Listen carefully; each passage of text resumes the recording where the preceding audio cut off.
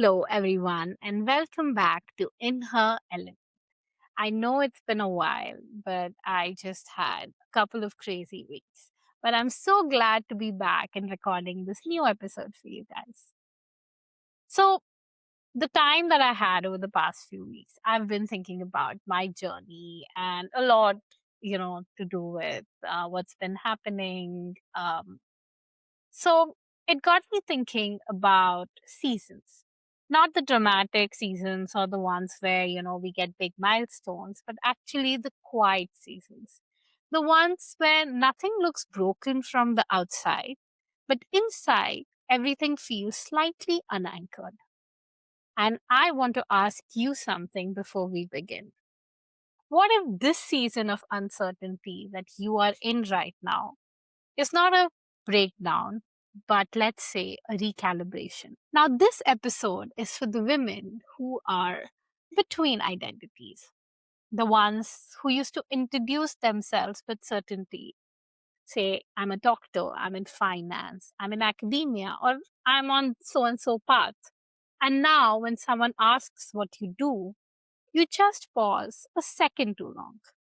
And if that sits with you, then sit with me because I've been there.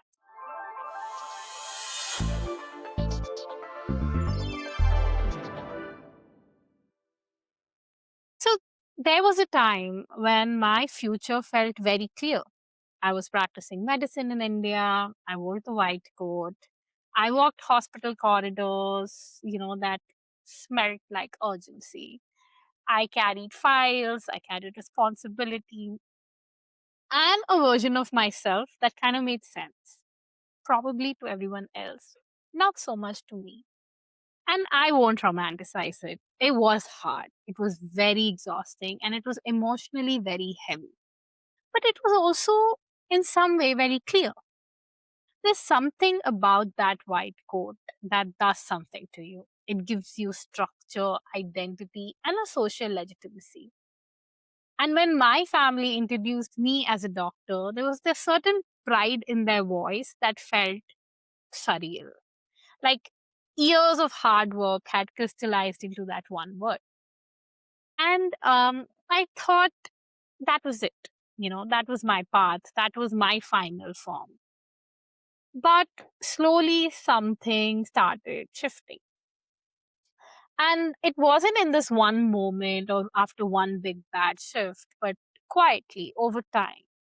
I started grieving my patients more deeply than I could explain. I started noticing small injustices that had been very normalized. The inequities, the subtle misalignments, and also mentors, who spoke more about income than impact. And I remember thinking, is this it? Is this what I worked for? And it wasn't that medicine was wrong. It was just that it started feeling incomplete to me. And that feeling, that was terrifying. Because when you are high achieving, you don't pivot easily, you double down. So I asked myself, am I just burned out? Am I being dramatic? Am I ungrateful? But underneath all that voice was something quieter. It was misalignment, it was justice, and it was also grief. And the hardest part of it was not the work. The hardest part of it was admitting that I might leave. Because leaving medicine meant grieving something very real. I grieved the white coat, I grieved the immediate respect, and I grieved the pride, that my family carried.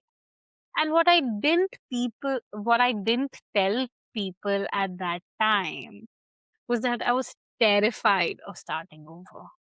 Not of working hard. I've always known how to work hard, but of being a beginner again, of not knowing who I was going to be. And in all honesty, public health didn't feel like fireworks at first. It felt unfamiliar, it was very abstract, and of course, it was less visible. And there were no patients in front of me, there were no instant interventions. And in the beginning, I did feel a little lost. Like, Have you ever walked into a room where technically you belong, but internally you're still holding on to that old identity of yours like a security blanket? That was me.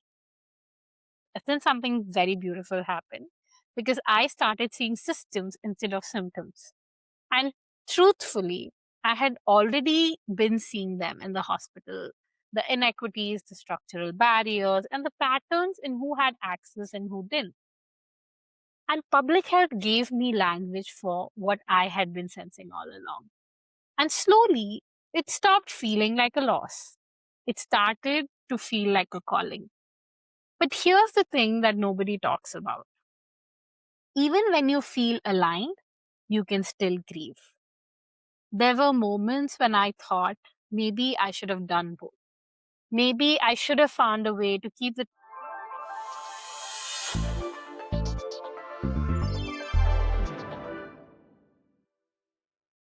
traditional title and also build systems change. And sometimes, even now, I won't lie, there is a small part of me that still likes being called doctor in the clinical sense. Because titles sometimes feel solid. And when you loosen one, you float for a while. And then came climate, air pollution, exposure science, policy. At first, it was intellectual curiosity. I attended classes, did my research, was learning new tools, but slowly it stopped being academic. It became a moral urgency for me. When you understand that clean air can prevent disease at scale, when you start to see how policy decisions actually ripple into hospital admissions, and when you realize that exposure is not random but patterned by inequity, you can't unsee it.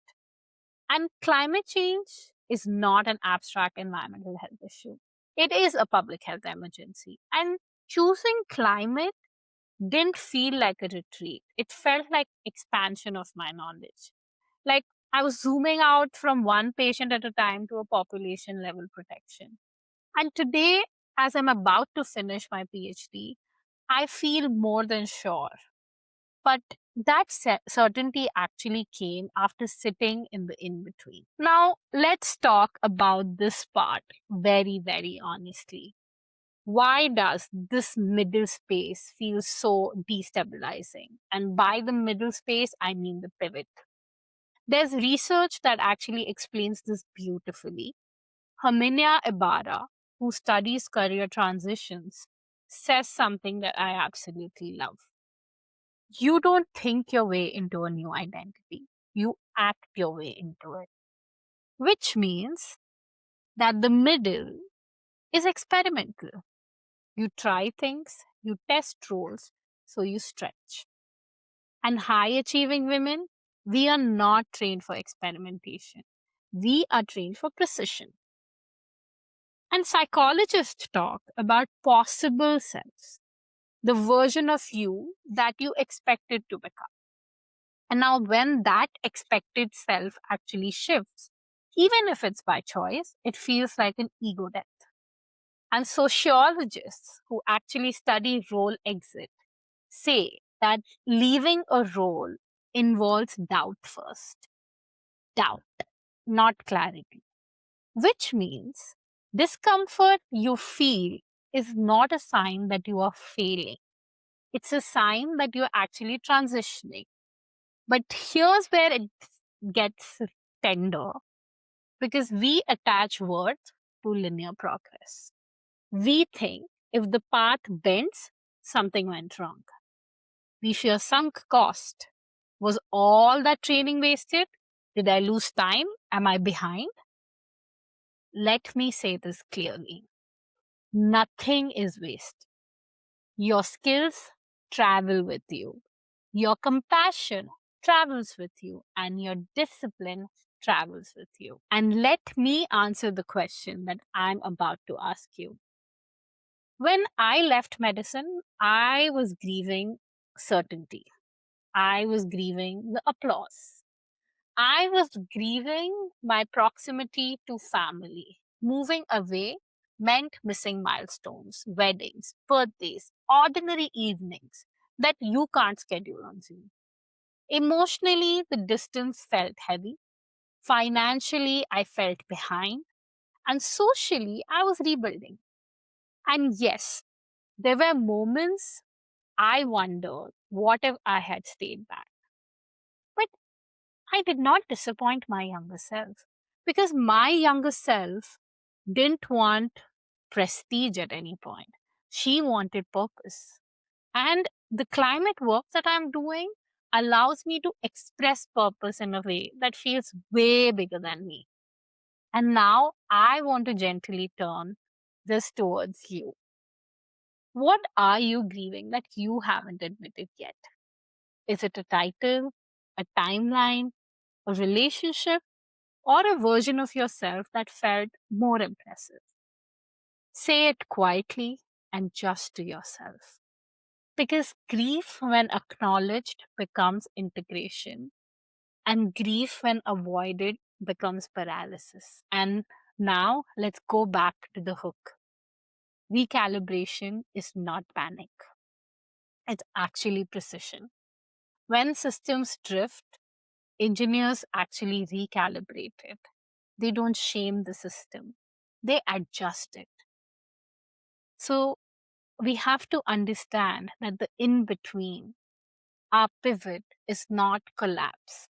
It is actually integration. It is skill layering.